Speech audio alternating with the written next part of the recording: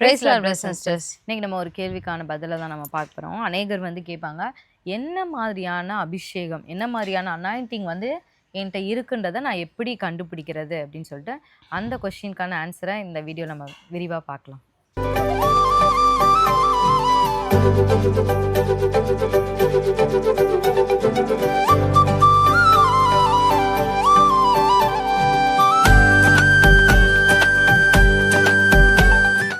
ஆவியானவர் பார்த்தீங்க அப்படின்னா அவனவனுக்கு அந்தந்த வரத்தை வந்து பகிர்ந்து கொடுக்குறாரு அப்படின்னு சொல்லி நம்ம வந்து பார்க்குறோம்.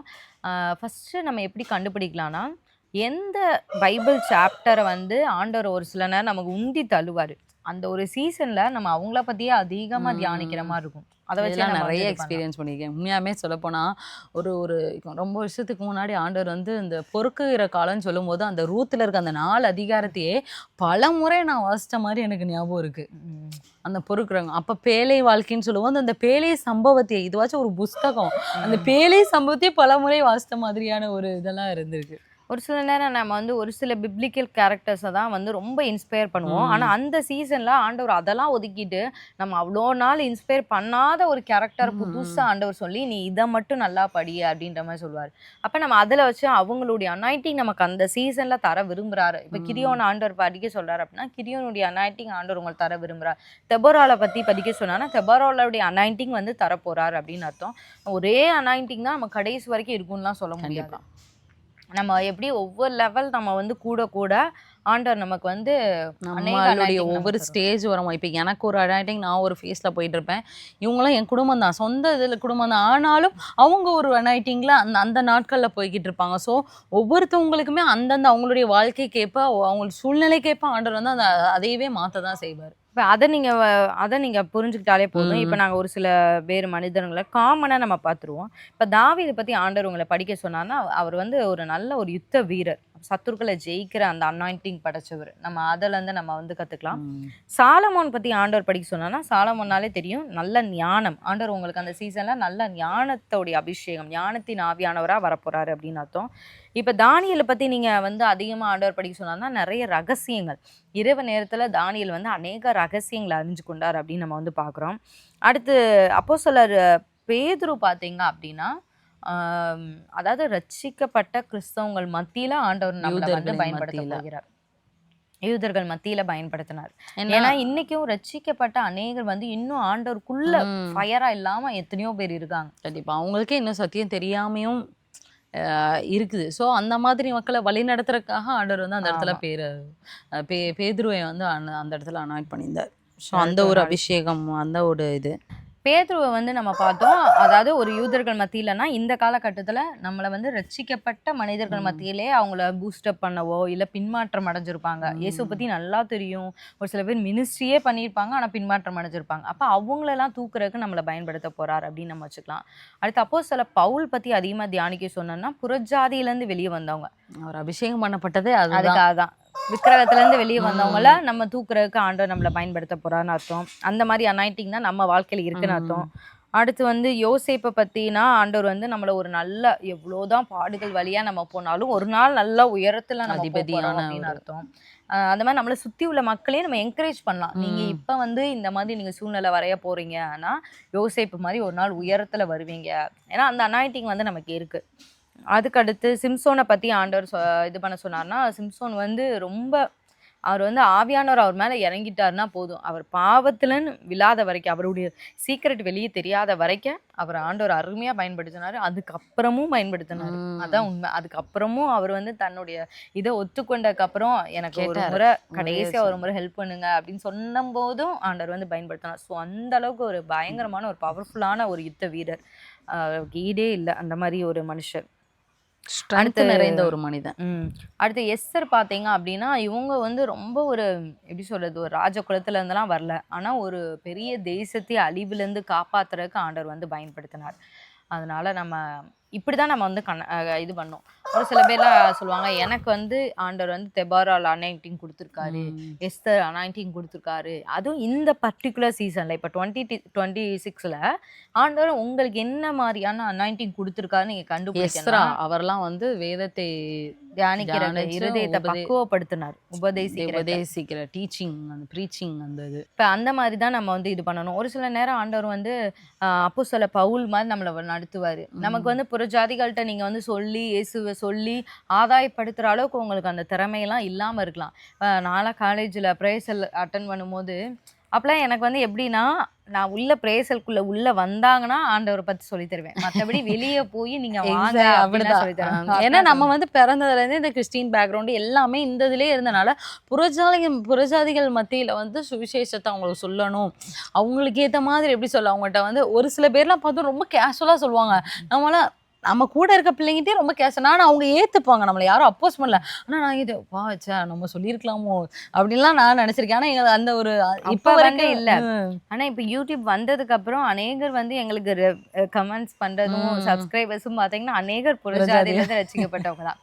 அப்பதான் எனக்கு தெரியும், ஓகே அப்ப ஆண்டவர் அந்த அனாயிண்டிங் தரல, அப்ப காலேஜ் டைம்ல நமக்கு அந்த ஒரு இது இல்ல. ஆனா இப்ப ஆண்டவர் வந்து நம்மள அந்த அனாயிண்டிங் பிளாட்ஃபார்ம் மூலமா யூடியூப் மூலமா அநேகரை வந்து நேர்ல பார்த்துருந்தா கூட இத்தனை பேரை நாங்க பார்த்துருப்போமான்னு தெரியல. ஆனா உண்மையாமே வர்ற எனக்கு தெரிஞ்சு 90% பேர் 85-90% பேர் சொல்றது வந்து நாங்க புறஜாதில இருந்து ரட்சிக்கப்பட்டு உங்களுடைய சத்தியங்கள் கேட்டு நிறைய நாங்க வளர்ந்தோம் அப்படின்னு சொல்லுவாங்க. அப்ப அதை கேட்கும்போது எங்களுக்கு ரொம்ப சந்தோஷமா இருக்கும். இப்படிதான் அனாயிண்டிங் வந்து அந்த சீசன்ஸ்க்கு ஏதோ. ஆனா 10 வருஷத்துக்கு முன்னாடி எங்களுக்கு இந்த ஒரு அனாயிண்டிங் இருந்திருக்குமா அப்படின்னா தெரியல. ஒரு சின்ன ஸ்டேட்டஸ்ல கூட நம்ம வந்து ஆண்டவரை பத்தி ஒரு பாட்டோ ஒரு வசனமோ அந்த காலத்துல எல்லாம் வச்சிருப்போமா அப்படின்னா எனக்கு அந்த மாதிரி கூட எனக்கு ஞாபகம் இல்லை. எனக்கு அந்த மாதிரி கூட பண்ண மாதிரி ஞாபகம் இல்லை. ஆனா இன்னைக்கு வந்து ஆண்டவர் ஒரு பப்ளிக் பிளாட்ஃபார்ம்ல உட்கார்ந்து பேசத்தக்க ஒரு தைரியத்தை ஆண்டவர் தந்திருக்காரு. அதை ஃபேஸ் பண்ணக்கூடிய நிறைய பிரச்சனைகள் இடையில வந்தாலும் அதை ஃபேஸ் பண்ணக்கூடிய ஒரு தைரியத்தினால ஆண்டவர் வந்து நிரப்பியிருக்காரு. அடுத்து நம்ம பார்த்தோம் அப்படின்னா வந்து எந்த மாதிரியான பாரம் வந்து உங்களுக்கு அடிக்கடி இருக்கு, எப்படிப்பட்டதான பாரம் வந்து, ஏன்னா ஒவ்வொருத்தவங்களுக்கும் ஒவ்வொரு விதமான பாரங்கள் வந்து இருக்கும். இதில் அந்த பேர்டன் வந்து எதை நோக்கி நம்மளுடைய பாரம் வந்து அடிக்கடி நமக்கு இருக்குது அப்படிங்கிறத நம்ம ஃபஸ்ட்டு பார்க்கணும். அதை நம்ம அனலைஸ் பண்ணதுக்கு அப்புறம் தான் நம்ம வந்து அதுக்கேற்ற மாதிரி தான் நம்மளோடதுல இருக்கும். நம்மளுடைய பாரத்தை ஒவ்வொருத்தவங்க யாராலையும் நம்மளுடைய பாரத்தை மாற்ற முடியாது. ஆனால் ஆண்டவர் நம்மக்கிட்ட என்ன சொல்லியிருக்காரு, மத்தேயுல நம்ம என்ன சொல்லியிருக்காருன்னா, மத்தேயு 11:28-29-30 பார்த்தோம்னா, வருத்தப்பட்டு பாரம் சுமக்கிறவர்களே நீங்கள் எல்லாரும் என்னிடத்தில் வாருங்கள், நான் உங்களுக்கு இளைப்பாறுதல் தருவேன். நான் சாந்தமும் மனத்தாலையுமாய் இருக்கிறேன். என் நுகத்தை உங்கள் மேல் ஏற்றுக்கொண்டு என்னிடத்தில் கற்றுக்கொள்ளுங்கள், அப்பொழுது உங்கள் ஆத்துமாவுக்கு இளைப்பாறுதல் கிடைக்கும். என் நுகம் மெதுவாயும் என் சுமை லகுவாயும் இருக்கும் அப்படின்னு ஆண்டவர் சொல்றார். இப்போ உலகத்துல இப்போ பாரம் அப்படிங்கும் போது உலகத்துல வந்து உலகத்தினுடைய பாரம் வேறமா இருக்கும், ஏசப்பானுடைய பாரம் வேறமா இருக்கும். இப்போ நம்ம பாரம் அப்படிங்கும்போது நம்ம வந்து என்ன பண்ணலாம் அப்படின்னா, நம்ம சுமந்துட்டு இருக்கிறதான அந்த வேர்ட்லியான பாரத்தை வந்து ஆண்டவர்கிட்ட கொடுத்துட்டு அவரோட பாரத்தை நம்ம அப்படியே எக்ஸ்சேஞ்ச் பண்ணிக்கணும். அதுதான் வந்து ஒரு கரெக்டான வே. நம்ம வந்து ஒவ்வொரு நாளும் சரி, இல்லாட்டினா ஆண்டவர் சமூகத்தில் உட்காந்து ஒவ்வொரு வீக்கும் சரி அதை நீங்க எக்ஸ்சேஞ்ச் பண்ணக்கப்புறம் உங்களுக்கு ரொம்ப தெளிவு வரும். ஒரு சில பேர் சொல்லுவாங்க, சிஸ்டர் எனக்கு வந்து வாலிபர்கள் மத்தியில் பிரசங்கம் பண்ணணும்னு எனக்கு ரொம்ப நான் பாரமாக இருக்கேன் அப்படின்னு. அப்போ நீங்கள் வந்து இந்த பாரம் எப்படி வருதுன்னா, அந்த உலக பிரகாரமான ஐயோ நான் அடுத்த மாதம் என்ன செய்ய போகிறேன், அடுத்து என் லைஃப்பில் என்ன நடக்க போகுது, இந்த பண தேவைக்காக நான் என்ன பண்ண போகிறேன், அந்த மாதிரி பாரங்கள்லாம் எடுத்து ஆண்டவர் கையில் கொடுத்தாதான் ஆவிக்குரிய பாரத்தை வந்து ஆண்டவர் தருவார். ஒரு சில நேரம் அப்படி தான் இருக்கும். ஒரு சில நேரம் ஸ்பெசிஃபிக்காக எப்படி சொல்ல, இப்போலாம் இடையில ஒரு டைம்லாம் வந்து யாரோ ஒருத்தவங்களுக்கா மனம் கசந்து அழுது ஜெபம் பண்ணணும். ஏன்னா நான் வந்து நிறைய டைம் சொன்னேன், அவங்களுக்குலாம் அந்த பாரம் கிடையாது. ஏன்னா அந்த பாரம் எனக்கு மட்டும் தான் இருந்துச்சு. அப்படிங்கும் போது ஆண்டவர் நமக்கு மட்டும் ஒரு சில நேரம் இல்லை, ஆண்டவர் அவங்கவுங்களுக்கும் ஒவ்வொருத்தவங்களுக்கும் தனிப்பட்ட விதத்துல பாரம் வந்து இருக்கும். ஒரு சில பேருக்குலாம் வெளியே போய் ஊழியம் பண்ணணும் ரொம்ப ஆர்வமா இருக்கும், அப்ராடுக்குலாம் போய் ஊழியம் பண்ணணும். சின்ன வயசுலேருந்து நான் வந்து யோசிப்பேன், நம்ம இந்தியாவிலே நிறைய பேர் ரசிக்கப்படாதவங்களா இருக்காங்களே அப்படி. எனக்கு வந்து அந்த அப்ராட் போகணும் அப்படின்ற மாதிரி ஒரு பாரமே வராது. ஆனால் நான் நிறைய பேர்ட்ட பேசும்போது அப்போ தான் தெரியும், ஓகே அவங்களுக்கு ஆண்டவர் அந்த மாதிரி ஒரு யூனிக் பேர்டன் கொடுத்துருக்காரு, நமக்கு ஆண்டவர் அந்த பாரம் தரல, அவங்களுக்கு அந்த அனாயிட்டிங் அந்த கிரேஸ் வந்து ஆண்டவர் கொடுத்துருக்காரு. அந்த பாரத்தை அவங்களால இந்தியாவில் பிடிச்சே வைக்க முடியாது. நான் எப்படியாவது நான் போய் அந்த சுவிசேஷம் அறிவிக்கப்படாத அந்த கண்ட்ரீஸ்க்குலாம் நான் போய் சுவிசேஷம் அறிவிப்பேன்னு சொல்லுவாங்க. ஏன்னா அவங்களுக்கு ஆண்டவர் கொடுத்த பாரம் அது. இப்போ எங்களெல்லாம் போய் நீங்க அங்க விட்டீங்கன்னு வைங்களேன், இப்ப வரைக்குமே எங்களுக்கு அந்த அந்த பேர்டன் கிடையாது. burden கிடையாது. எங்களை பொறுத்தவரைக்கும் இங்கிட்டோடி உள்ள ஏரியால வந்து நம்ம ஆண்டவருடைய இதை இது பண்ணி கவர் இன்னுமே தமிழ்நாட்டுக்கு விடுங்க, கிறிஸ்தவ மதத்திலேயே இன்னும் நாங்க நிறைய ரீச் பண்ணோமா அப்படி அதுவே எங்களுக்கு இன்னுமே நாங்க ஆமா பிரயாசம் தான் ஆண்டர்ட்ட தான் கேட்டுட்டு இருக்கோம். அந்த ஒரு பாரமே இருக்கு. இன்னும் கிறிஸ்தவ மத்தியிலேயே இன்னும் நம்மளை தெரியாத அநேகர், இந்த சத்தியத்தை தெரியாத அநேகர் இருக்காங்க. அப்ப அந்த மாதிரி ஒரு பேர்டன் தான் வந்து இருக்கு. இப்போ நாங்க அடிக்கடி சொல்லுவோம், நம்ம வந்து ஒரு டூர் மாதிரி வேணா அப்ராட் போய் இது பண்றதுக்கு வேணா நமக்கு செட் ஆகுமே தவிர, அங்கேயே போய் செட்டில் ஆகி அங்கேயே போய் ஊழியம் பண்ற அளவுக்கு நிறைய பேருக்கு வந்து அது வாஞ்சியா இருக்கும். நம்ம எப்படியாவது நம்ம வெளியே போயிடணும் இந்தியா விட்டு அப்படின்னு. ஆனா எங்களுக்கு வந்து இப்போ வரைக்கும் ஆண்டவர் அந்த பாரத்தை தரல. அப்ப அதை வச்சு நம்ம கண்டுபிடிச்சுக்கலாம் நம்மளுடைய டெரிட்டரி என்ன, எந்த எல்லையில ஆண்டவர் நம்மளை பிளேஸ் பண்ணியிருக்காரு, எந்த ஊர் மக்களுக்கு ஆண்டவர் நம்மளை ஒரு சில பேருக்கு எனக்கு கிராம ஊழியம் தான் ஆண்டவர் தந்த பாரம்னு சொல்லுவாங்க. ஒரு சில பேர் சிட்டி மக்கள்கிட்ட தான் அவங்களுடைய பாரம் இருக்கும். அந்த மாதிரி தான் ஒரு சில பேருக்கு சிறுவர் ஊழியம் தான் பாரமா இருக்கும். அவங்கள கொண்டு போய் நம்ம பெரிய ஆட்கள் ஊழியருக்கு விட முடியாது. ஒரு சில பேருக்கு பெரிய ஆட்களுக்கு தான் கிஃப்ட் இருக்கும், சின்ன பிள்ளைங்களுக்கு அவங்களுக்கு கிஃப்டே இருக்காது. ஒரு சில பேர் வயதானவர்கள்ட்ட பொறுமையா சொல்லுவாங்க. அவங்க நம்மளால அந்த அளவுக்கு கிரேஸ் இருக்குமான்னு தெரியல, ஆனா அவங்க உட்காந்து நல்லா அழகா பொறுமையா சொல்லுவாங்க. ஒரு சில பேருக்கு அவங்களுக்கு ஊழியத்துக்கு வந்ததுக்கு அப்புறம் நான் சொல்றேன், அவங்களுக்கு அநேகருக்கு ஞானஸ்தானம் கொடுக்கணும் அப்படின்ற மாதிரி ஒரு பேர்டன் இருக்கும். யோவான் ஸ்நானனுடைய அனாயிண்டிங் மாதிரி அவங்க எத்தனை பேர் ஒரு வருஷத்துல எவ்வளவு வருஷம்னாலும் ஞானஸ்தான ஆராதனை நடத்துவாங்க. அந்த மாதிரி அவங்க அதுக்கே ஒரு டார்கெட் வச்சிருப்பாங்க, நான் இந்த இயருக்குள்ள நான் இத்தனை பேருக்கு நான் பேப்டிசம் கொடுக்கணும் அப்படின்னு சொல்லிட்டு. அது அவங்களுக்கு தனிப்பட்ட முறைத்துல ஒரு பேர்டன். ஆனா அப்போஸ்தலர் பவுல் சொல்றாரு, எனக்குன்னா நான் யாருக்கு ஞானஸ்தானம் கொடுத்தேனே எனக்கு தெரியல, ஒன்னு 2 பேருக்கு தான் கவுண்ட் பண்ணுவார். ஏன்னா அவருக்கு அந்த பேர்டன் இல்ல. காயு குடும்பத்துக்கும் இன்னும் ஒரு 1-2 கிறிஸ்து குடும்பத்துக்கும் அந்த மாதிரி சொல்லுவார். 1-2 குடும்பத்தான் ஞானஸ்தானம் கொடுத்தேன், மற்றபடி நான் வேற யாருக்குமே நான் ஞானஸ்தானம் கொடுக்கலன்னு பாரு. அப்போ சில பவுலுக்கு எவ்வளோ ஒரு பேர்டன் இருந்துச்சு, ஆனா அவருக்கு ஞானஸ்தானத்தை பத்தி அந்த அளவுக்கு ஒரு பேர்டன் இல்லை. இப்படிதான் நம்ம கண்டுபிடிக்கணும் ஆண்டவர் நம்ம மேல என்ன அனாயிண்டிங் வச்சிருக்கிறாரு அப்படின்னு சொல்லிட்டு நம்ம இப்படிதான் வந்து கண்டுபிடிக்கணும். ஒரு சில நேரம் பார்த்தோம் அப்படின்னா நமக்கு வந்து ப்ரேயர் பண்ணுறதுக்கு நமக்கு நல்ல ஒரு பாரம் இருக்கும். பிறருக்காக ஜெபிக்க இல்லைன்னா நமக்காகவே இல்லாட்டினா ஒரு வாரம் நல்லா ஜெபிக்கிறதுக்குன்னே நமக்கு ஒரு நல்ல பாரம் இருக்கும். நம்ம ஜெபிக்கணுன்னே நமக்கு வந்து இருக்கும். ஒரு சில வாரங்கள் பார்த்தோம் அப்படின்னா ஒரு சில நேரம் ஆண்டவர் வந்து வேத வாசிப்புக்கு வந்து நமக்கு வந்து இது பண்ணுவார். ஸோ வேதம் வாசிக்கிறதுக்கும் வேதத்தை வந்து நம்ம தியானிக்கிறதுக்கும் வேதத்தை கொண்டாடுறதுக்குமே நிறைய ஒரு வித்தியாசங்கள் வந்து இருக்கு. ஸோ ஒரு சில நாட்கள் வந்து ரீடிங் இருக்கலாம், ஒரு சில நாட்கள் அதை ஃபீஸ்ட் மாதிரி நம்ம வந்து அதை செலிப்ரேட் பண்ற மாதிரி ஆண்டவருடைய வசனத்தை நம்ம செலிப்ரேட் பண்ணி கொண்டாடுற மாதிரியான ஒரு இது இருக்கலாம். இப்போ எஸ்ரா அவருக்கெல்லாம் பார்த்தோம் அப்படின்னா அவருக்கெல்லாம் வந்து ப்ரீச்சிங், அவர் வந்து அவருடைய இருதயத்தை வேதத்தை வந்து மக்களுக்கு சொல்றதுக்கு அவர் இருதயத்தை பக்குவப்படுத்தி கொண்டார். அவருடைய பாரம் வந்து மக்களுக்கு ப்ரீச் பண்ற அந்த ப்ரீச்சிங் சத்தியத்தை ஆண்டவருடைய வசனத்தை தெளிவா மக்களுக்கு சொல்லி கொடுக்கணும். அதுதான் அவருடைய வேதபாரகருடைய வேலையிலே அவருக்கு இன்னும் அதிகப்பட்ட பாரம். கரெக்டா மக்களுக்கு அது தெளிவா சொல்லிக்கணும். சொல்லி கொடுக்கறதுக்கு முன்னாடி அவர் இருதயத்தை வந்து பக்குவப்படுத்திக்கிறார்.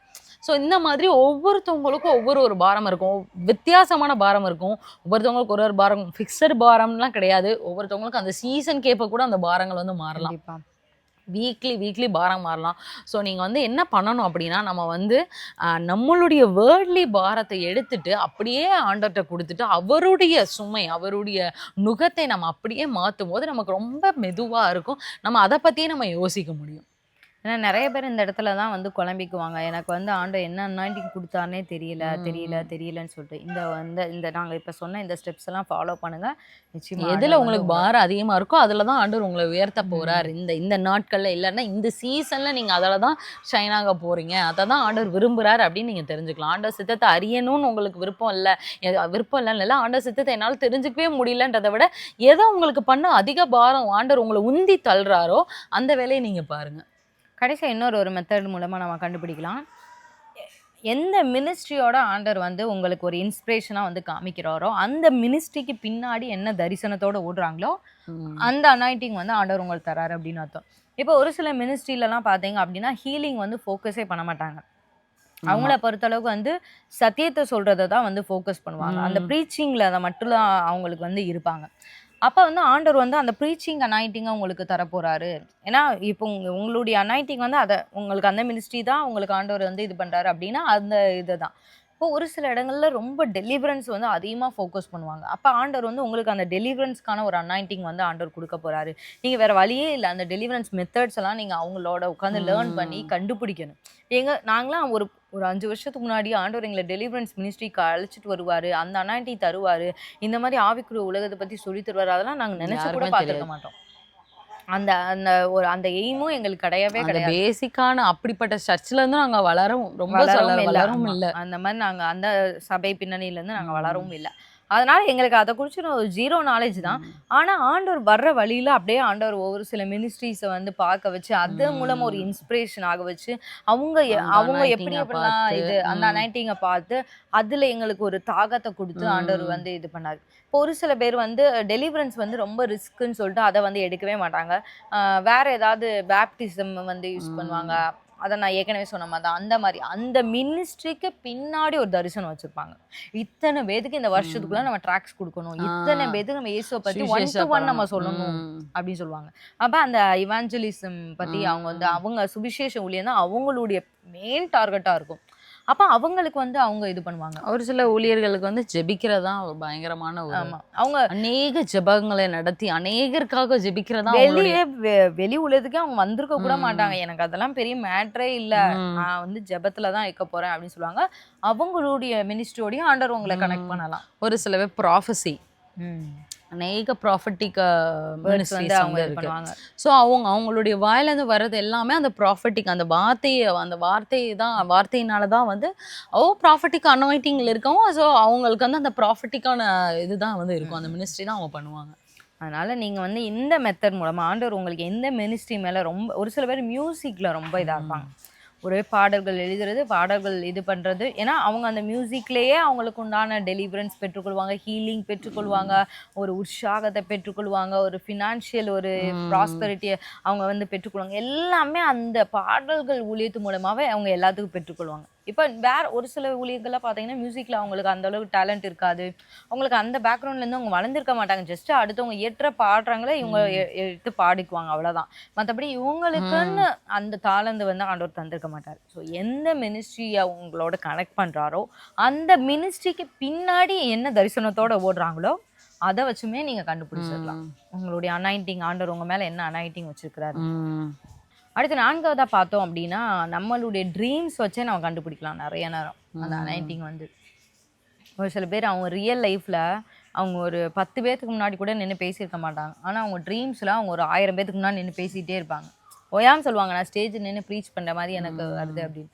அது வந்து ஒன்றும் இல்லை, ஆண்டவர் இப்போவே அவங்க மனசில் அந்த ஒரு விதையை போடுறாருன்னு அர்த்தம். இது மேபி நடக்கிறக்கு ஒரு 20 வருஷம் கூட ஆகலாம் கண்டிப்பாக. ஆனால் அதை மட்டும் நம்ம நல்லா புரிஞ்சுக்கணும். இன்றைக்கி எனக்கு ட்ரீம் வருது, நான் நாளைக்கே போய் மரித்தோரை உயிர் தெளிய போகிறேன். யோசேப்பை நல்லா ஞாபகம் வச்சுக்கோங்க.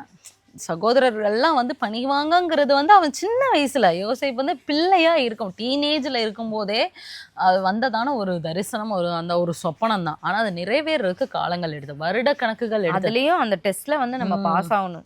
இப்ப நம்ம ப்ராஃபஸி வந்து நமக்கு நிறைவேறுதுன்னு வைங்களேன், அதுக்கு இடையில உள்ள ஒரு பீரியட் வந்து ஒரு டெஸ்டிங் பீரியட் வரும். இதுதான் நிறைய பேருக்கு இதுதான் நிறைய பேர் புரிஞ்சுக்கவே மாட்டேங்கிறாங்க.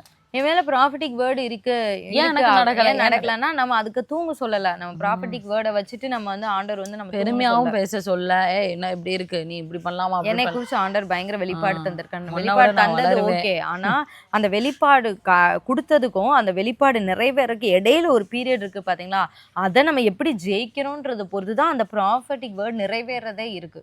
அநேகருக்கு வந்து பெரிய பெரிய ஊழியக்காரங்க சொல்லியிருக்காங்க, அநேகருக்கு ப்ராஃபிட்டிக் வேர்டே நிறைவேறாம கூட இருந்திருக்கு. ஏன்னா நம்ம ஆண்டவரோட நம்ம வந்து கோஆப்ரேட் பண்ணலை.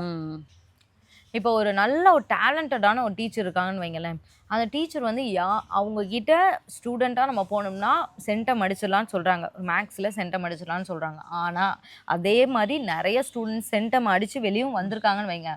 ஆனால் ஒரு குறிப்பிட்ட ஒரு கொஞ்சம் பேர் வந்து ஒரு சின்ன கோஆப்ரேஷன் கூட அவங்களுக்கு கொடுக்கலன்னு வைங்களேன், என்னதான் டேலண்டடான டீச்சராக இருந்தாலும் காப்பாற்ற முடியாது, அவங்க ஒன்றும் பண்ண முடியாது. ஏன்னா நம்மளோட இது 2 பேர்த்தோட எஃபோர்ட்டுமே இது தேவைப்படுது. ஆண்டவர் வந்து ஆல்ரெடி ரெடியாக தான் இருக்காரு. ஸோ நம்ம எந்த அளவுக்கு அவர் பாதையில் வந்து ஒப்புக்கொண்டு அவர் பாதையில் நம்ம நடக்கிறோமோ, ஒரு சில நேரம் ஆண்டவர் நடத்தும் போது நம்ம கண்மூடித்தனமாக அப்படி குருடர்களை போல ஓகே நம்ம போகிறது தான் நல்லது.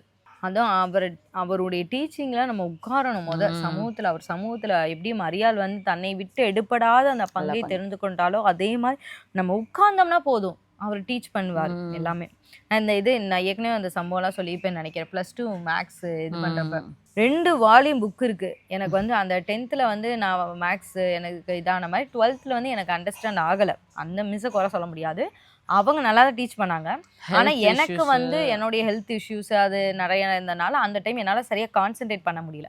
அப்பதான் ஆண்டவர் கடைசியா ஒரு ஐடியா தராரு. கிட்டத்தட்ட 1 மாசம் தான் இருக்கு. 2 வால்யூம் புக் அப்படியே இருக்கு. விட்டா நான் ஃபெயிலே ஆயிருவேன். அந்த மாரி ஒரு நிலைமையில இருக்கேன். அப்பதான் ஆண்டவர் சொன்னாரு, 10th நான் டியூஷன் போன மிஸ் வந்து நல்லா எனக்கும் அவங்களுக்கும் நல்லா கனெக்ஷன் இருக்கும். அவங்க கிட்ட நம்ம போவோம் அப்படின்னு. கிட்டத்தட்ட ஒரு 10 டேஸ் போயிருப்பேனா? 10 டேஸோ 2 வீக்ஸோ அவங்க அப்பதான் உங்களுக்கு அவங்களுக்கு சின்ன குழந்தை பாப்பா பிறந்து 10 நாள் 10 ஆயிருக்கு. நாள் தான் 10 இருக்கு. நாள் தான் ஆயிருக்கு. அந்த 10 நாள்ல அவங்க வீட்ல யாருமே இருக்க மாட்டாங்க. மிஸ்ஸு அந்த பேபி அங்க உள் ரூம்ல இருக்கும். அவங்க வந்து சொல்லி குடுத்துட்டு போயிருவாங்க வச்சுட்டு. இப்போ ஒரு சம் மாடல் சம் குடுக்குறாங்கன்னா, வச்சுட்டு போயிருவாங்க. அதே மாரி நான் ஒரு 10 சம் நான் போடணும். காலையிலேருந்து சாயந்தரம் வரைக்கும் அவங்க வீட்லயே தான் உட்காந்துருப்பேன். எனக்கு என்னைய பொறுத்த அளவுக்கு இத விட்டா வேற வழி இல்ல. வழியில. இப்ப மிஸ் வந்து 10th 8த்லேருந்தே எனக்கு நல்லா சொல்லி தருவாங்க. என்னைய ரொம்ப உட்கார வச்சு சொல்லி தருவாங்க. அவங்களே எஃபோர்ட் போடுவாங்க. ஆனா இப்ப கரண்ட்டா அவங்க நெனச்சா கூட எனக்கு எஃபோர்ட் போட முடியாது. ஏன்னா அவங்களுக்கே ஒரு கை குழந்தை இருக்கு. ம். 10 நாள் தான் ஆகுது. அந்த குழந்தை அப்பதான் பிறந்திருக்கு. ஸோ அவங்க நான் தான் அந்த இடத்துல எஃபோர்ட் போட்டே ஆகணும். அவங்க ஜஸ்ட் எனக்கு சொல்லிக் குடுத்துட்டு போயிருவாங்க. அவங்க ரூமுக்கு போயிருவாங்க. நான் உட்கார்ந்து ஆனா அந்த இடத்துல நான் வேற வழியில உட்கார்ந்தே ஆகணும். அப்படின்னா ஒரு மைண்ட் அந்த இடத்துல பண்றேன். என்ன ஆனாலும் பரவால்ல. இந்த இடத்துல நான் உட்கார்ந்து இந்த இந்த ரவுண்ட் மாரி போட்டு இந்த இடத்த விட்டு நான் நகர மாட்டேன். ஏன்னா வேற வழி எனக்கு தெரியல. நம்ம போய் ஃபெயில் ஆயிறக்கூடாது. அதே மாரி 10 நாள்லேருந்து ஒரு 15 நாள் போயிருப்பேன். ம். ஆண்டவர் ரொம்ப அதிசயம் பண்ணாரு. நான் வீட்ல வந்து கூட நான் சொன்னேன். நான் வந்து ஒரே ஒரு 1 1 மார்க் மார்க் தப்பு. எழுதினேன். ஒரு 10 மார்க் வந்து 2 மெத்தட் யூஸ் பண்ணலாம் அதுல. ஆனா நான் வேற ஒரு இந்த மெத்தட் தான் கரெக்ட்டா இருக்கும்னு எழுதிட்டு வந்துட்டேன். ஆனா வெளிய வந்து பார்த்ததுக்கப்புறம் தான் தெரியுது அந்த மெத்தட் இல்ல. ஸோ அதனால எனக்கு ஒரு 10 மார்க்கும் ஒரு 1 மார்க்கும் போயிருச்சு அப்படிங்கிறது எனக்கு கன்ஃபார்மாக தெரியும். 189 வரும் அப்படின்னு. அந்த ரிசல்ட் வந்து அந்த பேப்பர்லேயும் 189 தான் இருந்துச்சு. கரெக்ட்டா 189. உண்மையா நான் சொல்றேன். ஆண்டவருக்கு ஃபர்ஸ்ட் கிரெடிட்ஸ், செகண்ட் கிரெடிட்ஸ் அந்த மிஸ்ஸுக்கு தான் நான் குடுப்பேன். ஏன்னா அவ்ளோ ஒரு இது அந்த ஒரு இன்னைக்கெல்லாம் அவங்க இன்னைக்கு ஒரு 10 நாள் பிறந்த பிள்ளைக்கு உட்காந்து இன்னொரு ஆள் சொல்லி தரணும். இன்னைக்கு நாங்களாம் நாங்களா எந்திரிச்சிருக்க கூட இருந்தாலுமே மாட்டோம். நாங்களுமே அதை ரொம்ப யோசிப்போம். ஆனா அன்னைக்கு அவங்க ஓகேன்னு வில்லிங்கா வந்தாங்க. அதே ம். சமயம் நம்மளுடைய கோஆபரேஷனும் கோஆபரேஷன். அதிகம் வேணும். ம். இப்ப அந்த இடத்துல நான் டிமிக்கி குடுக்கணும் மிஸ் பார்க்கவே போறது கிடையாது. ம். அந்த ரூம்ல வந்து இருக்க போறாங்க. அந்த வீட்ல யாருமே கிடையாது. நான் ஒரு ஆள் மட்டும் தான். அவங்க அப்ப டியூஷனும் எடுக்கல. அந்த ஆமா. மாசம் அவங்க அப்ப டியூஷனும் எடுக்கல. டிமிக்கி குடுத்திருந்தா யாருக்கு நஷ்டம்? எனக்கு தான் நஷ்டம். நான் ஃபெயில் ஆயிருந்தா. ரொம்ப அந்த அந்த ஒரு சூழ்நிலை. ஆனா இதே மாரி தான் நம்மளும். இப்ப நம்ம ஆண்டவருடைய சமூகத்துல போய் உட்காரும்போது தான் பரிசுத்த ஆவியானவர் நமக்கு கற்றுத் தருவார். கற்றுத் தருகிற ஆவியானவர் அவர். அவருடைய பேர் வந்து கற்றுத் தருகிற ஆவியானவர். உண்மையாமே வந்து ரொம்ப ஒரு ஆவியானவர் மாதிரி கற்றுத்தரக்கூடிய ஒரு டீச்சர் வந்து யாருமே இல்ல. ஆண்டவரே சொல்லியிருக்காரு. அவர் உங்கள கண்டித்து, உங்கள உணர்த்தி, உங்களுக்கு போதிப்பார். ஸோ அவர் தான் பக்கா டீச்சர். அவர் தான் நமக்கு வந்து. ம். ஒரு சில நேரம் பார்த்தீங்கன்னா, நீங்க இத கூட நீங்க நோட் பண்ணி கூட பாருங்க. உங்களுக்கு வந்து உங்களுடைய அனாயிண்டிங் இதெல்லாம் அவங்க கண்டுபிடிக்க தெரியலனா, ஒரு சில பேரு பிற மக்களே வந்து நம்மளுடைய கிஃப்ட்ட, நமக்கு நம்மளுடைய கிருபைய, இதில நீ நல்லா பண்றப்பா, உனக்கு ஒரு பால நீ நல்லா என்கரேஜா பேசுற. இது வந்து உண்மையாவே எனக்கு ரொம்ப ஆசீர்வாதமா இருந்துச்சு. எனக்கு பிரயோஜனமா இருந்துச்சு. நான் அன்னைக்கு உன்ட்ட ஜெபிக்க சொன்னேன். உன் கூட சேர்ந்து ஜெபிக்கும்போது எனக்கு வந்து நல்லா இருந்துச்சு. இந்த மாரி நீ பாடுனது வந்து ரொம்ப நல்லா இருந்துச்சு. அது பிரசன்ஸ உணர முடிஞ்சுச்சு. இந்த மாதிரி வந்து ஒரு சில பேர் வந்து சொன்னாங்க அப்படின்னா, நீங்க அதிலிருந்து கூட உங்களுடைய அனாயிண்டிங்கா உங்களுடைய கிஃப்ட்ட வந்து நீங்க புரிஞ்சுக்கலாம். ஆண்டவர் உங்களுக்கு மேல வச்சிருக்க. ஒரு சில நேரம் நம்மளே நம்ம மேல இருக்கதான அபிஷேகத்த புரிஞ்சுக்காம, பிறர் வந்து புரிஞ்சுக்க கூட முடியும். அவங்க உண்மையாலுமே ஆண்டவரோட அவங்க இருக்காங்கன்னா, நமக்கு என்னென்ன அனாயிண்டிங் இருக்குங்கிறத அவங்களால புரிஞ்சுக்க. ஏன்னா அவங்க அதுல ஹீல் ஆகுறாங்க பார்த்தீங்களா? அவங்க அத உணர்றாங்க. அது ஹீல் ஆகுறனால அவங்களால அத புரிஞ்சுக்க முடியும். நம்ம ஒரு வசனம் கூட நம்ம வாசிக்கலாம். 2 தீமோத்தேயு 1 அதிகாரம் 6 வசனம். இது நிமித்தமாக நான் உன்மேல் என் கைகளை வைத்ததினால் உனக்கு உண்டான தேவ வரத்தை நீ அனல் மூட்டி எழுப்பும்படி உனக்கு நினைப்பூட்டுகிறேன். அப்போஸ்தலனாகிய பவுல் வந்து தீமோத்தேயு அவர் தான் வந்து சின்ன பையன். அவர் தான் ட்ரெயின் பண்ணிட்டு இருக்காரு தீமோத்தேயுவ. ஸ்பிரிச்சுவல் சன் ஆவிக்குரிய மகன் அவர் வந்து ட்ரெயின் பண்ணுங்க. அப்ப சொல்றாரு, எப்பா நான் உன் ஜெபிக்கும்போது உன் மேல வைக்கும்போது உனக்கு நல்ல ஒரு வரம் இருந்துச்சு பாத்தியா, அதெல்லாம் நீ மறந்து போயிடாத. அதை நினைப்பூட்டி நீ வந்து இது பண்ண. அவரால் உணர முடியுது இந்த பையனுக்குள்ள ஒரு ஒரு ஒரு வரம் இருக்குப்பா, இவனுக்கு வந்து ஒரு பயங்கரமான ஒரு வரம் இருக்குங்கிறத அவரால் உணர முடியுது. ஆனா தீமோத்தேயுட்ட ஞாபகப்படுத்துறாரு, நீ சோர்ந்து போயிடாத தம்பி, என்னால உன்னோட அனாயிண்டிங் என்னால ஃபீல் பண்ண முடியுது. நீ அதை விட்டுட்டு நீங்க அங்கிட்டு இங்கிட்டு ஓடி போய் இதை பண்ணி நீ விட்டு விலகிறாதப்பா, நீ அதை இது பண்ணிடாத, நீ இந்த இதை நீ நினைப்பூட்டி நீ வேஸ்ட் பண்ணி நினைப்பூட்டி நீ வந்து இது பண்ணு அப்படின்னு. ஒரு சில பேர் கூட உங்ககிட்ட சொல்லியிருக்கலாம், உங்களுக்கு இந்த அனாயிண்டிங் இருக்கு, நீங்க இதை யோசித்து பாருங்க. உங்கள்கிட்ட பாக்குறவங்க உங்ககிட்ட சொன்னதான வார்த்தைகள், உங்ககிட்ட பேசுனதா, நீங்க உங்க கூட சேர்ந்து ஜெபித்தா எங்களுக்கு நல்லா இருக்கும் அப்படின்னா ஆனா உங்களுக்கு ஜெபத்துல உங்களுக்கு ப்ரேயர் பண்றதுல நீங்க நீங்க எனக்கா ஜெபிச்சீங்களா, எனக்கு வந்து விடுதலை கிடைச்சுச்சு அப்படின்னா உங்களுக்கு அந்த இதுல இருந்து உங்களுக்கு ப்ரேயர்ல ஆண்டவர் குணமாக்குற அந்த அந்த விடுதலை கொடுக்கறதான ஒரு இது வந்து உங்களுக்கு இருக்கு அப்படின்னு நம்ம தெரிஞ்சுக்கலாம். நாங்கள் ஒரு 4-5 மெத்தட்ஸ் வந்து நாங்கள் சொல்லியிருக்கோம். இந்த மெத்தட்ஸ் படி நீங்கள் கண்டுபிடிச்சாலே ஈஸியாக ஆண்டவர் உங்கள் மேலே வச்சுக்கிற அனாயிண்டிங் வந்து நீங்கள் கண்டுபிடிச்சலாம். கண்டுபிடிச்சதுக்கப்புறம் ஒவ்வொரு ஸ்டெப்பாக எப்படி வளரணும் அப்படின்ற பற்றி நாங்கள் ஒரு வீடியோவில் நாங்கள் கண்டிப்பாக போடுறோம். ஏன்னா அது இப்போ நாங்கள் சொன்னோம்னா இந்த வீடியோ ரொம்ப லாங் ஆயிரும். அதனால ஒரு வீடியோவில் நம்ம அதை பற்றி டீட்டெயிலாக பார்க்கலாம்.